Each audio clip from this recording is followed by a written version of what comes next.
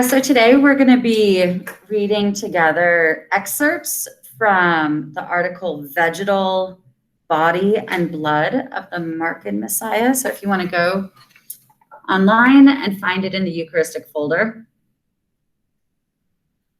And there's a few reasons that we're actually reading this together. I want to help guide and strategize how you can kind of tackle some of the other ideas on your own. The author tends to name drop quite a bit, so it's a little cumbersome to see a litany of all these people we don't know. You're like, who's that? I don't know you. I don't know you. Who's that? I don't know.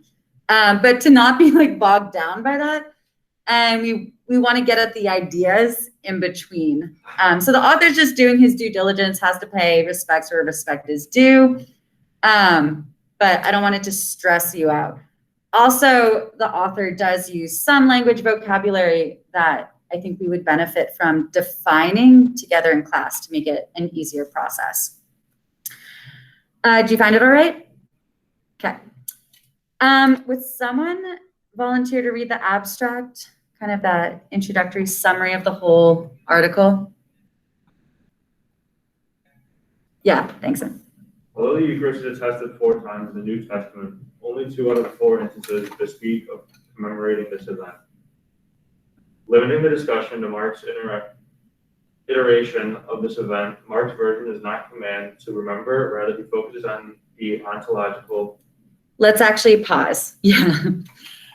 So here we have a spectrum of Eucharistic theologies. We've mentioned that before in class, that perhaps more on this evangelical Protestant end, communion is about remembering, do this in remembrance of me. It's a memorial. Eucharist is more symbolic. Versus on this side of the spectrum, kind of like where Roman Catholic theology lives, there's much more emphasis on the ontological. And that's one of those words that's going to keep reappearing in different forms. Ontology, ontological, ontos. I have used this word in class before, but I think it bears like a pause. Anyone have a working definition or? No. So, yeah?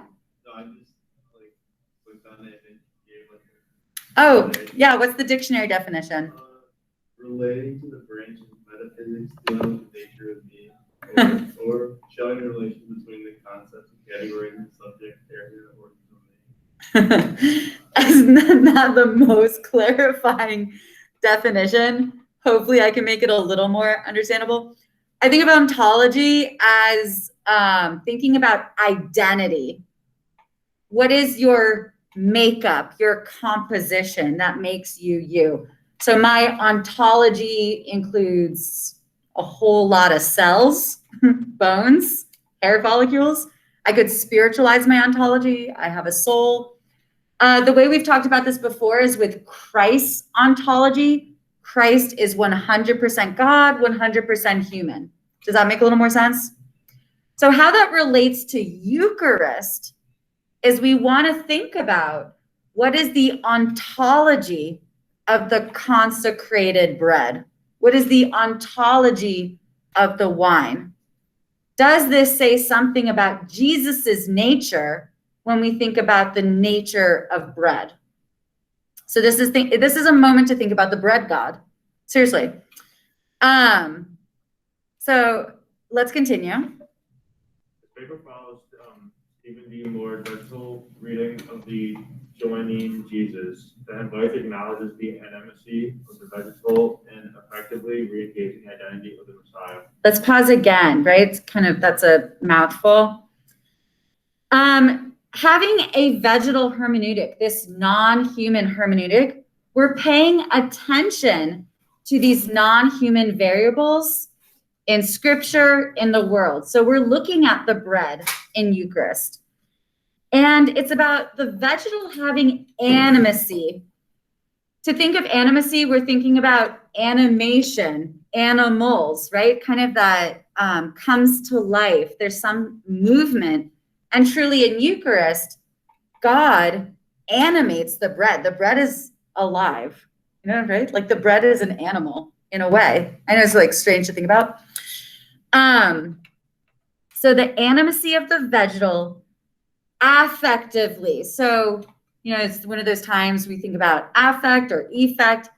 Yes, I want Eucharist to be effective. I want it to work, but it's also affective. Affect has to do with mustering up emotions or responses. So vegetal affects, the flower can move the boy to tears. The sunset can move me to smile. And again, with Eucharist, I want it to be an affective, emotional, spiritual experience. God affects us. There's change, transformation, transubstantiation. Continue, please. That is, processed plants, food, are not there to be symbolically equated with the body and blood of the Messiah. They reanimate and redefine the nature of Messiahship. Right? So we're not doing a more Protestant theology. We're not talking about Eucharist as just a symbol. We're going to focus on this animacy. This paper utilizes Jane Bennett's vital materialism, Bruno Latour's Actons, and Michael Martyr's Vegetali in arguing that Vegetali configures the ontology of the Messiah in the Eucharist Last Supper scene. Deleuze and Guattari's concept of assemblage will assist in elaborating how the vegetal could dismantle anthropocentric understanding of ontology. Let's pause again, right? So list of names, right? Set aside. Some words to focus on. We have this word assemblage. We're going to see that a lot throughout the paper. And that's just that fancy poetic way of talking about all of the things, the stuff that assembles together to make up who we are, our ontology. It's an assemblage, the puzzle pieces. And how could the vegetal could dismantle anthropocentric thinking? So anthropocentric, anthros, where we get words like anthropology, which is the study of humans, study of cultures, civilizations. And in many ways, like, we cannot help but be anthropocentric, right? I can only think in a human way. And even still, could I cultivate an imagination to think about the rest of creation from different perspectives? That being so anthropocentric, yes, it is celebrated and affirmed in Bible, right? Like, we're made in the image of God. Aren't humans so special? We're more special than the rest of non-human creation. But even though God is imaged in us, now God is being imaged in wheat product.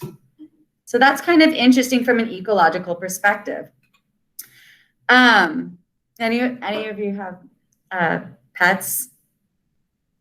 Right? So, like, how do we anthropomorphize our pets? Do you ever, like, populate the word bubble, like what they're thinking or saying?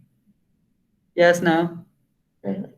Who wants to go for a walk, right? We kind of put these human ideas or conversations in the cat, in the dog. So it is our tendency. We're just thinking about that critically.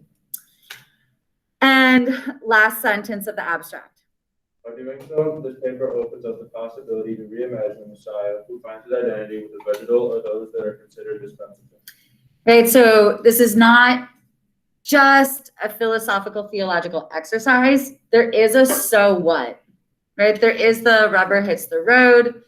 It is yet again a call to social justice. And the fact that God not only loves the vegetal, but is with the vegetal, with the rest of creation, with those who are by extension considered dispensable, discardable, who get to be collateral damage in society's eyes.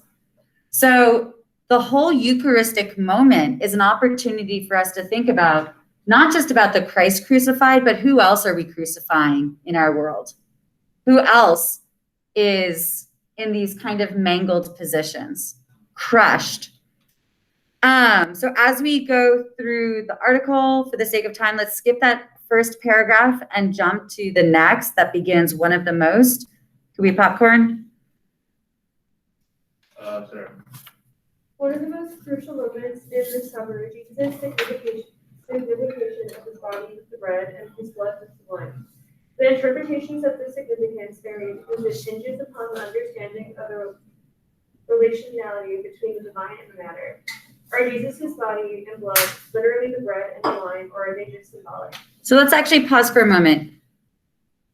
In so many ways, this has been the theme, the singular conversation we've been having this whole semester.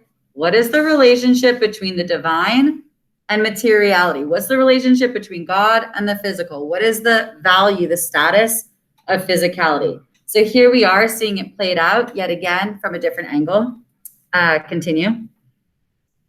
Among many possibilities, this article focuses on the interpretation of the Eucharist from the intersections of ecological and human labor justice. Ecologically conscious Christian communities argue that the extraordinary symbolisms imputed on the Eucharist should be rerouted on the ordinary material, plants, land, water, and human labor. This imputation is grounded on the ordinary because it finds the presence of the divine in and with all of creation. The Eucharist entanglement of the divine with all creation comes from the proposition that, as Margaret Scott elaborates, the earth is a sacred reality. Let's pause there. This is also familiar to our class conversations. This echoes what Pope Francis said, that God is in and with creation, that the earth is a sacred reality. That's Laudato Si, totally. Please continue. This entanglement should not only reside in the symbolic and or liturgical spectacle, as Monica K. Helwig cautions. The Eucharist has been a spectacle, something that people came to view with reverence, with hope, gratitude, and contrition, but nevertheless to view standing outside the action. This entanglement participates in reconfiguring the Eucharist from its alienating performativity to more liberatory communal engagement. So let's pause. So Eucharist as a ritual, a sacrament, is very much this spectacle that's exciting with all of this pomp and circumstance. And there's a performance to it, right? There's a performance to liturgy. It's really tempting, however, to think of it as something that exists distinguished from you or apart from you, that we're observers. And even though we observe with reverence, with hope, we could still fall into that pitfall of zoning out, just kind of following mechanically. We memorized all the words like 15 years ago. So how do we kind of get out of those spiritual ruts and make Eucharist relevant and alive for us, right? Like the challenge for me is how do I make like Eucharist relevant to high school seniors? Like how do I make this like interesting for your lives? So that's the question. Please continue. This liberatory call to action is a response to the intersectional mandate to care for the earth and the liberatory demands of the poor and the vulnerable. And we're actually going to pause there as well. And there's something about this call to think about the poor and vulnerable that is reminiscent of the Dominican de las Casas, another person we've thought through. And looking through, again, his own vulnerability, there's the temptation to look at the news, to look at what's going on in the world. And there's so much pain and violence and problems. It's overwhelming.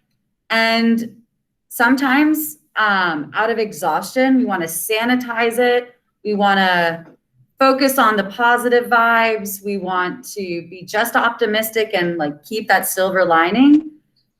And yet, Jesus is saying through this crucifix, you can't actually turn away from the pain. I'm going to keep looking at you and force you to look at me. We have to acknowledge the injustices of how someone could be tortured by the state or whatever it is. So we get a lot of that through communion specifically. And continue. echoes this rootedness with her incisive critique and challenge in understanding the Eucharist. How do we make our Eucharistic celebrations more alive and relevant, more about real people, and not reduced to a private spiritual experience, often rubric? Excellent. And let's popcorn next paragraph. Libby. Andrew Buehler and Louise Sheldrake also echo this liberatory understanding of the Eucharist by defining the Eucharist as a resurrection meal. Buehler and Sheldrake find in the Eucharist redemption of those who are victims of systemic terror, malnutrition, and hunger. And let's pause there. Yeah, so Eucharist as a resurrection meal is yet another meaning of communion. That Eucharist is literally a foretaste of heaven, right? It's God. That's heaven. That's heaven. That's heaven in a crumb. Seriously. And when I'm in Mass, sometimes I feel like when I'm in Mass, it's like, or my kind of like one of my approaches is it feels like a dress rehearsal for heaven. That's what it actually feels like. It feels like a place that I can come to and I retrain my body to act holier. I have to retrain my thoughts to think holier.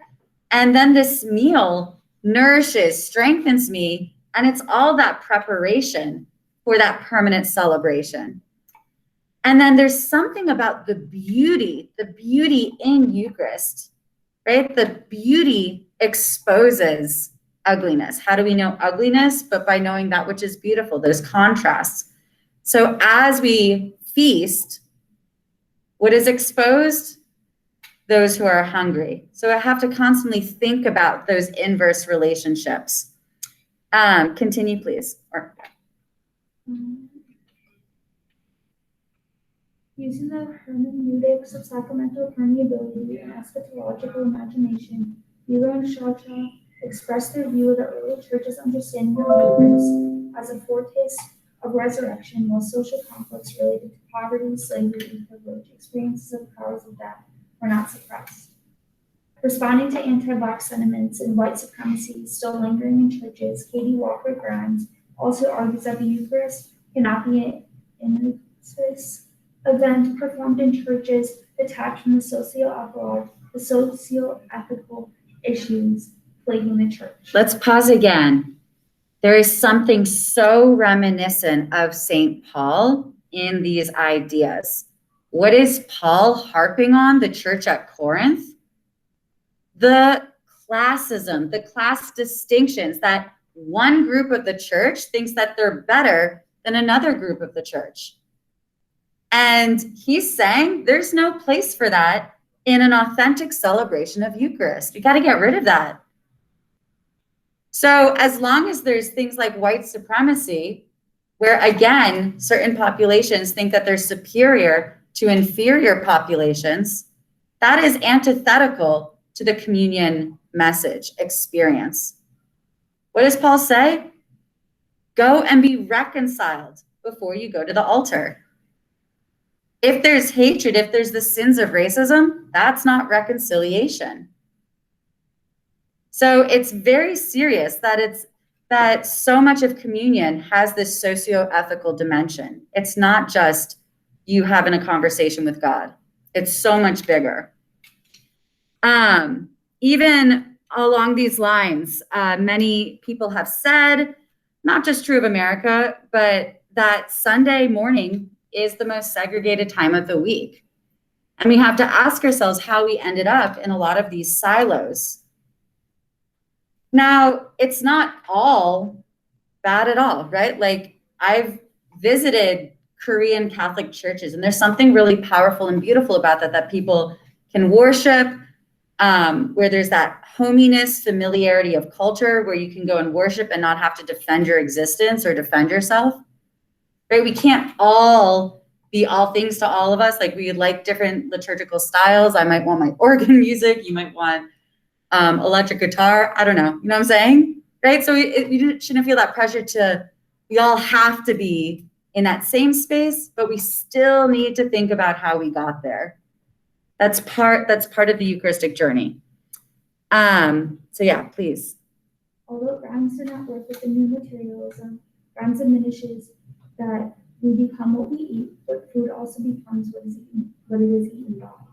If we partake the bread and the wine with hatred for the other, then the bread and the wine of the Eucharist becomes as such. In other words, the very consecrated body and blood of Jesus become affected by the socio-ethical issues of our time.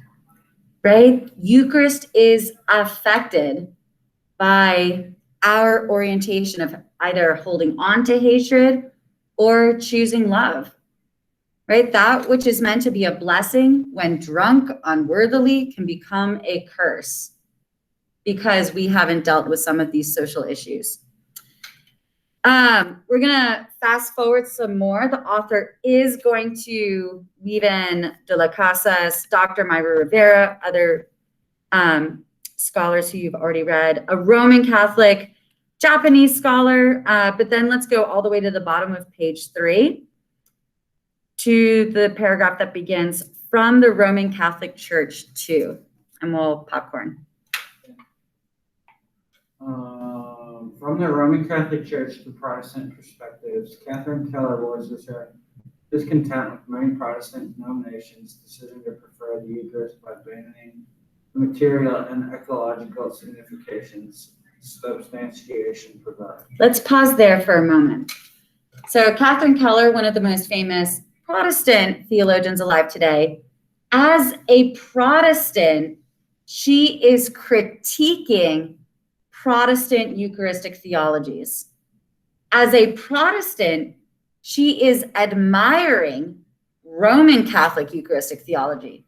She's saying a lot of Protestants are missing out. They've actually forfeited a lot of powerful meanings of communion, which are that transubstantiation has ecological significance, right? Vegetal. And that transubstantiation is going to elevate the status of the material world the most. Again, ideas we've talked about in class. But so she's acknowledging that. Then she's going to give a really fast history on how Protestants made that decision, that pendulum swing away from Roman Catholic perspectives. Please continue. As Keller states, we might have cut off some access to the materialization of shared flesh, the future unfolding of the enfolded past, and a ritual entanglement of an elemental recollection. Working with Calvinism, Ernest van den Hemel echoes Keller's emphasis of the fold in his exposition on extra Calvinistical. Van den Hemel's article responds against the simplistic argument that highlighting the materiality of the Eucharist might lead to its veneration, idolatry of some sort. And let's pause. Let's pause there. So we haven't really talked about John Calvin in this class, but as a super quick intro, he is one of those pioneering Protestants, right? Protesting the Catholic Church, leading towards certain Protestant denominations. One of his theologies that he champions is predestination, this idea that all of history, everything that's happened was predetermined by God. So even all the tragedies happened because God wanted it to happen. It means everything coming out of my mouth is because God wants it to come out of my mouth. And I only mention this because, like, quite frankly, I've met so many Roman Catholics that are actually Calvinistic. So I find that fascinating. This emphasis on God's sovereignty, divine prerogative, authorship, authority at the expense of free will. But the other part of this is John Calvin is going to preach a Eucharistic theology where it's about remembrance. It's symbolic. It's just symbolic. Why? What is John Calvin afraid of? Why is Roman Catholic theology threatening to him? What was said in that last line?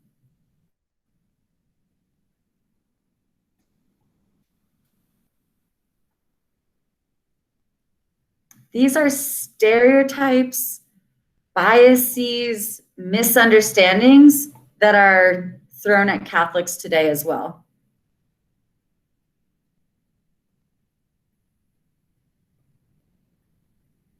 What does the sacrament of Eucharist look like to an outsider? Yeah. It's not eating bread. Well, Catholics eating bread and drinking wine. Yes, but eating isn't strange in of itself. What's particularly perplexing? Right? The priest raises the host and we're all like on our knees and it looks like we're worshiping bread. Right? That's what it looks like. And so some people are like, y'all need to get your priorities in check. You care about crumbs on the carpet? You should be worshiping Jesus. It looks like idolatry. Now, that's not what Catholics are doing, but that's the perception. And truly today, a lot of anti-Catholicism, even in the States, embedded in American Protestantisms, kind of latch on to these views. So because people were so afraid of treating the host like an idol, they end up forfeiting all these beautiful ideas about transubstantiation. They're willing to give that up because they're too afraid of this type of veneration. That's kind of how certain Protestants get where they are. Again, let's fast forward.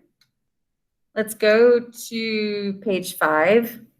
We'll go to the middle. The paragraph that begins as Moore, that's Stephen Moore again. We'll popcorn. Popcorn, John. As Moore points to the human value assemblages of the feminine Jesus, Mark and Jesus, particularly in Mark 14, chapter 14, verse 22-25, it's also an assemblage of the heterogeneous men. Tracing definitions to Deleuze, Moore defines assemblage as a configuration of heterogeneous elements that enter into temporary relations with one another and produce effects, defects, and entire realities. Let's pause for a moment. So we're seeing this word assemblage again. What does hetero mean? Yeah, it just means different. So again, this assemblage of different components all coming together to produce affects, to produce reality. We create realities. Continue. Assemblage is a philosophical concept that questions anthropocentric tendencies for human uniqueness and superiority. To combat this tendency, assemblage approaches ontology as fluid or an effective relationality with all entities. This fluidity includes, perhaps even focuses, on deconstructing identity as always influenced, changed, and composed by all entities. In other words, humans are never just humans. Our identity is a mixture of various elements that surround us, which include animals, plants, and even inanimate objects. And let's pause there as well, right? So that there's something scientific, it's a biological reality that over a certain amount of time, every cell, brain cell, memory cell, skin cell, everything at some point is going to die and be regrown. That we have an illusion of continuity, this illusion of stability, but our ontology is actually always changing. And it's also always changing every day with our relationship to all of these other elements. So I eat the salad, I eat the plant, I eat the leaf, and the leaf becomes me. I eat chicken, right? Sorry, vegetarians. Chicken becomes human, right? Chicken flesh turns into human flesh. And there's something about the Eucharist where God abides in me, I abide in God. And there's a flux, there's a fluidity. And who I am is not some sort of stable border, but my identity depends, is actually created, generated by plant life. So even my hunger reminds me I'm dependent on nature's bounty. So there's something kind of playful about this, playful about the power that food has. Food has the power to shape me, literally, but also food has a power over our moods, that we want food to make us happy or full or content. It could also put us into a coma, like a food coma. And again, that's what I want at Eucharist. At Eucharist, I want the food. I want Jesus to change my mood, to change my attitudes. Yeah, we'll read another line. For example, food is something that is non-human and yet becomes more than human when they are ingested. In a certain sense, they determine the mood of the eater and even shape their form. Inasmuch as anthropocentrism tries to classify inanimate entities such as food as inferior compared to humans, their effective capacity in many cases are much more than those like digested. Right? Inferior to humans, but become humans. So there's a lot of relationships in flux. Let's fast forward some more to page 7. And in the middle, there's a small paragraph that begins, yet this turn to edibility. So here's a moment where the author is going to critique himself. He's going to say, yes, of course, there's all of these spiritual benefits to a vegetal reading, but there are also risks and dangers, right? That danger of taking something too far. So let's think about this. Let's popcorn again. Yet this turn to edibility risks of dehumanization as no qualifies, embarking Jesus' body, a colonized body, was turned into a lifeless corpse of the cross, consumed by the gaze of its oppressors. Let's pause there for a moment. So thinking about Jesus as bread, right? Rendering Jesus a product, a commodity that we decimate, right? That we use. Think about Jesus as a tool, instrumental in redemption and healing, but we're using him. And how do we use other humans, right? We use them, commodify humans. And literally thinking about the God bread is a dehumanizing thought process, right? Now this gaze of the onlookers, again, thinking about how we kind of staring culture. Who can we stare at? When is that rude or respectful, etc.? And I think about the ways in which society kind of trains us to think about privileging certain people. So for example, we don't have to go back a couple years to talk about this mass shooting, right? We only have to go back the other night. But a couple years ago, there was a mass shooting in Paris. All the news stations show up, of course. And what do we see at home on our TVs? A bunch of sheets covering the bodies, right? Covering the victims. And it's like, have some respect for, this is a life, like that's someone's brother, right? Like don't stare at them in such a mangled state. And yet it was also around a similar time where there was a mass shooting at a Christian university, actually right before all the students were leaving for Easter break. And this took place in Kenya. And same news stations show up. And what do we see at home on our TVs? You see the actual flesh draped over the stairs. You see the dismembered parts. You see things spilling out of stomachs, things like this. And so we've been trained since before we can even remember of whose pain can we ogle at, for better or for worse. And it's something to think about and restructure, that we don't have to take the world as it's been given. We need to shift how we treat all people.